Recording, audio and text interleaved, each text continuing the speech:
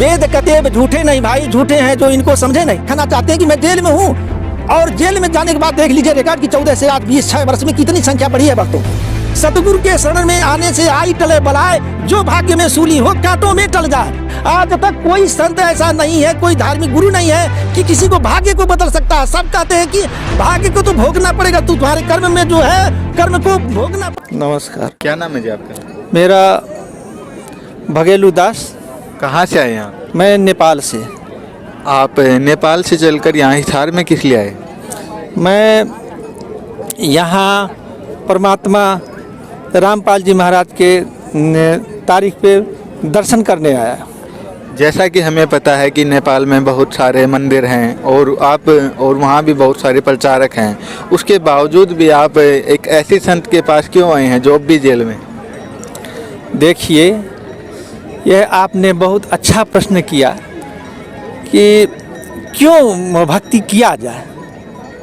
एक तो पहला नंबर कि जितने भी गुरु हैं धर्म के, चाहे हिंदू के, ईसाई के, मुसलमान के और इवन सिखों के, किसी को अपने धर्म ग्रंथ का ज्ञान नहीं है और वो अपने को जगत गुरु कहने के लिए कह देते हैं। एक रामपाल जी ऐसे हैं जो उन्होंने सारे हिंदुओं का, सारे मुसलमानों का, कुरान शरीफ का, बाइबल का और उसके बाद ये जो हिंदुओं का शास्त्र है गीता, वेद, सारे का अध्ययन किया है। और वही एक ऐसे अभी पृथ्वी में, पूरे पृथ्वी में वही एक ऐसे का संत हैं जो अपने को जगत गुरु कहलाने लायक है।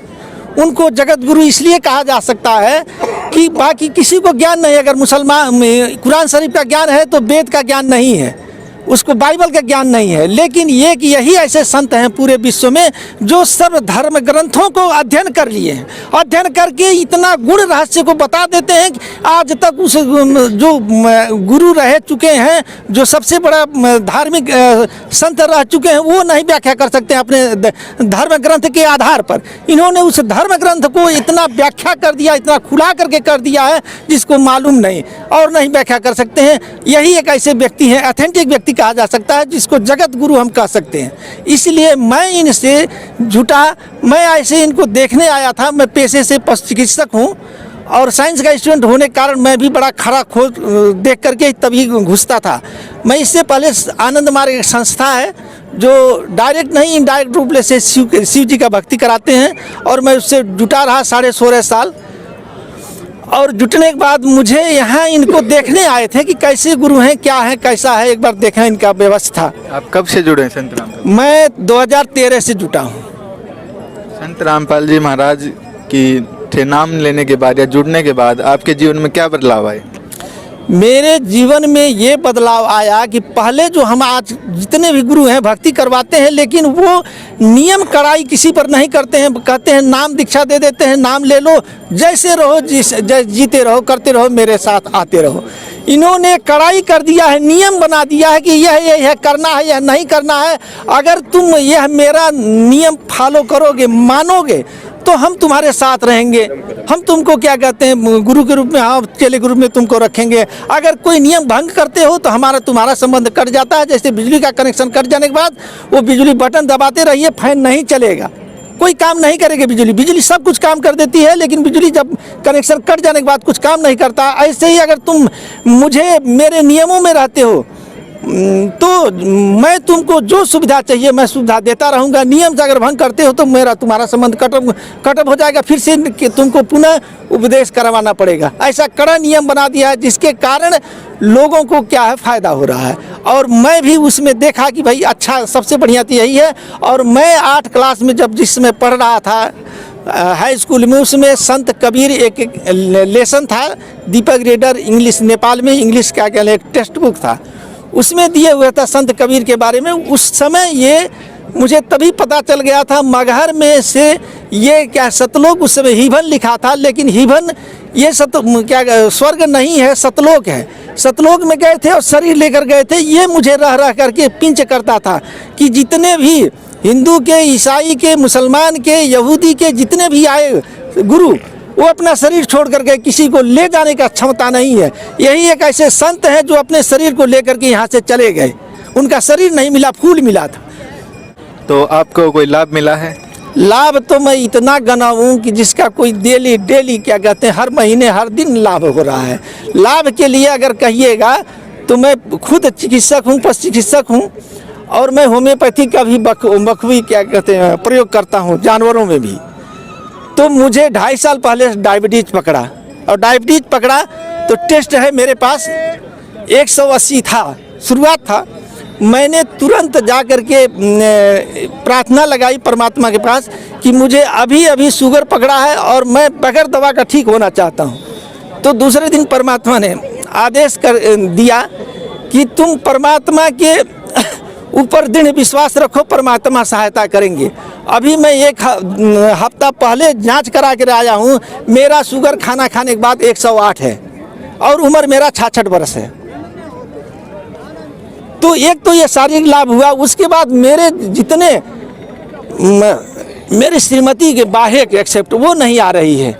उसके बाद जितने हैं मेरे 2 क्या कहते हैं बेटे हैं वो नाम ले लिए हैं, मेरी 2 बहुएं हैं वो नाम ले लिए हैं, 2 नाती 3 नाती हैं, जिसमें एक नाती छोटा 3 साल 3.5 4 साल का कहिए, बाकी और 2 नाती, एक 7 साल का, एक 5 साल का, 2 ले लिए हैं। और मेरे नाती को अगर आप कहिएगा तो किसी को मारने जाइएगा तो कहता पाप लगेगा, मत मारो उसको, बगैर नुकसान कोई नुकसान नहीं कर रहा, चाहे कुत्ता हो चाहे जिसको हो, मारने के लिए डरता, कहता पाप लगेगा।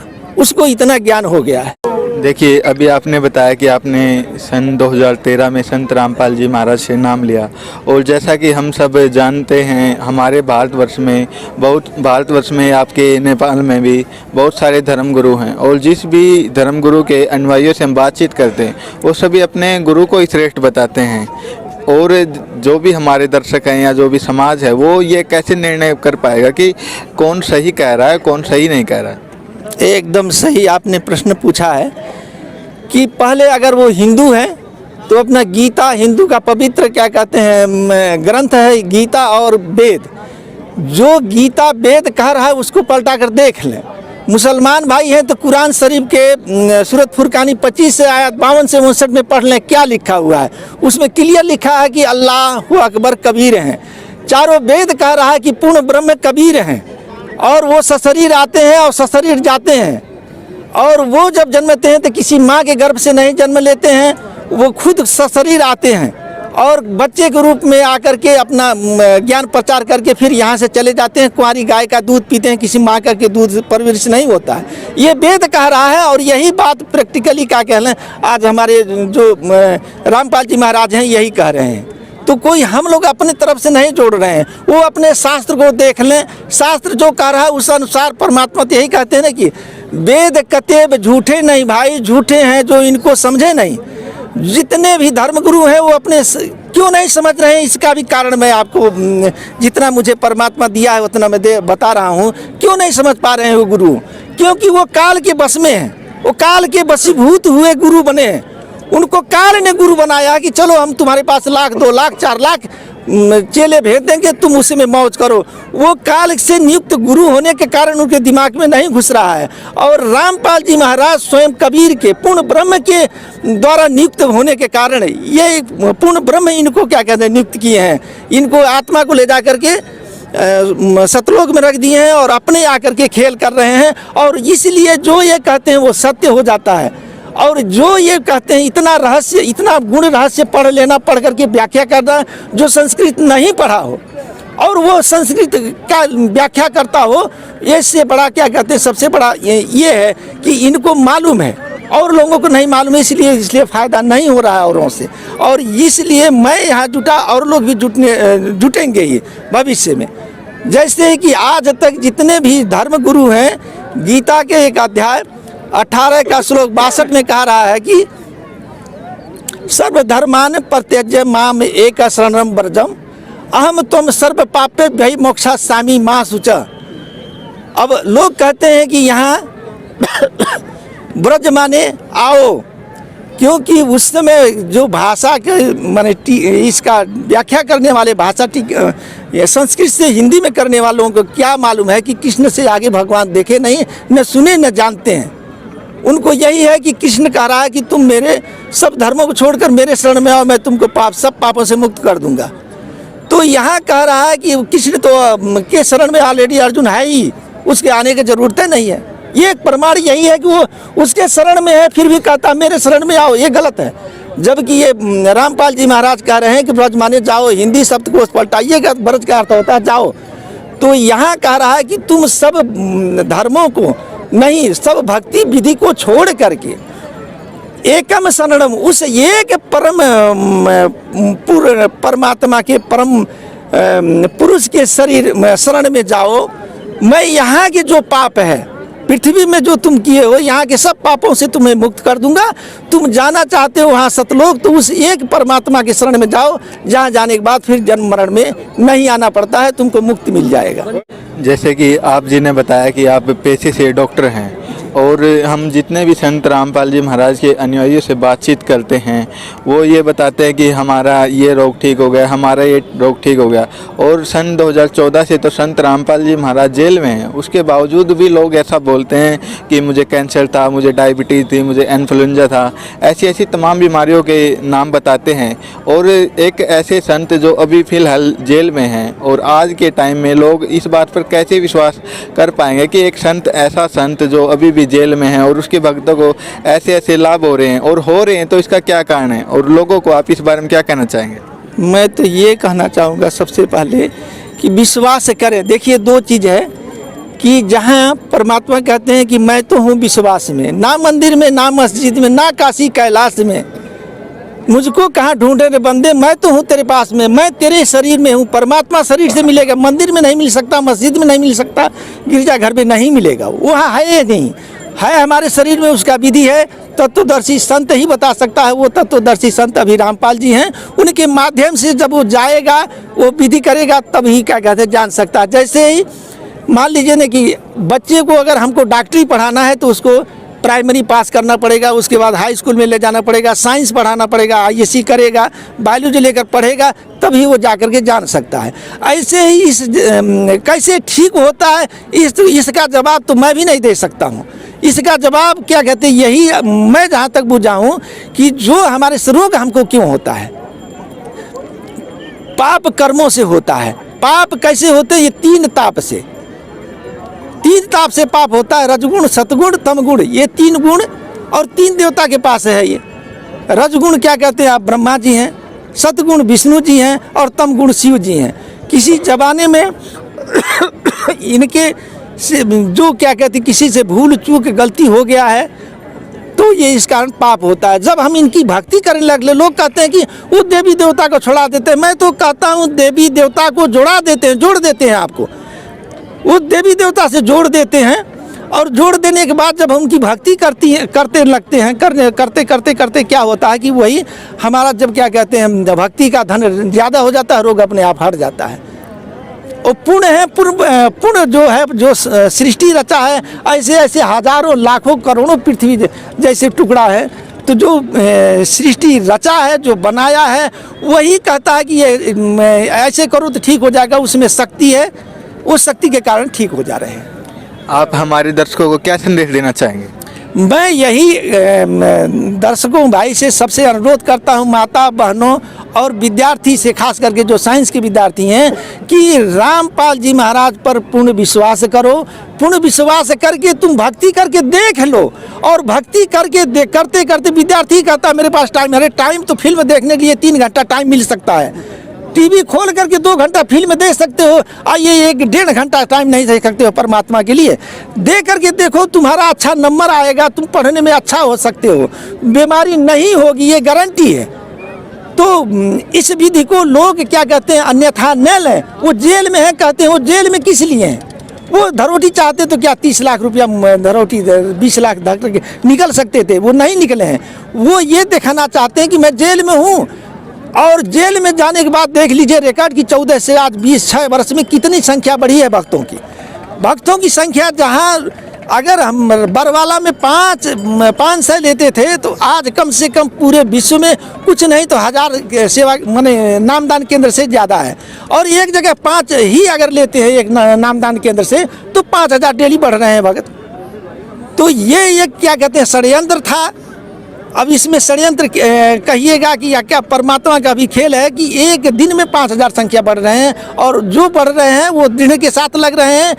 सारी कुरीतियाँ देखिए, सुरती, बीड़ी, सिगरेट, दहेज लेना, ये करना, किसी की लड़की का छेड़छाड़ी करना, ऐसा करने पर उसका नाम खंड हो जाता है। इसलिए डर से नहीं कोई भगत करता है, और जम करके लगता है। जम कर लगने के बाद एक दिन ऐसा आएगा पूरे विश्व में। आज तो यहाँ है नाम, जैसे पाकिस्तान में ऐसा कड़ाई है, उसके बावजूद भी हैदर अली वहाँ का कोऑर्डिनेटर है, और 4 जगह नाम केंद्र चल रहा है। पाकिस्तान में जो गाय का मांस खाते थे, अब मांस खाना वो पाप समझते हैं, छोड़ रहे हैं। पूरे विश्व में एक दिन ऐसा आएगा कि एक झंडा होगा, और वो कबीर साहब का झंडा होगा। पूरे विश्व में कबीर साहब का झंडा होगा।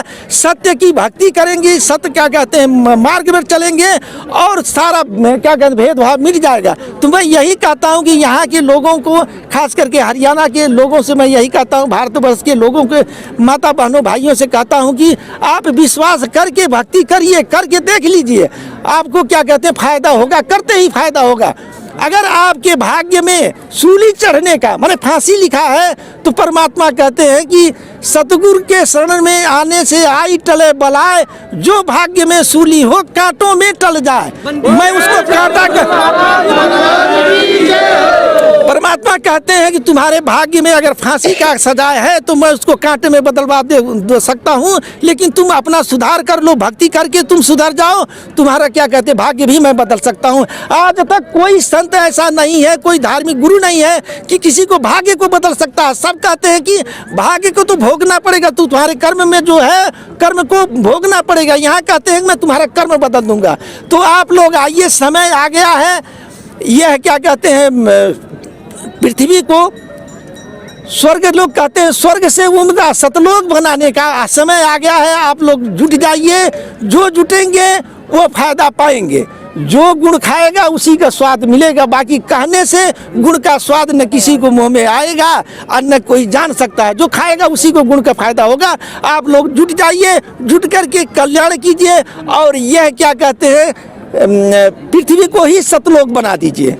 आप जी ने हमें इतना कीमती समय दिया, आपका बहुत बहुत धन्यवाद। धन्यवाद। आपने ये सच्चाई को सबके सामने ला दिया, इसके लिए आपको भी धन्यवाद। धन्यवाद।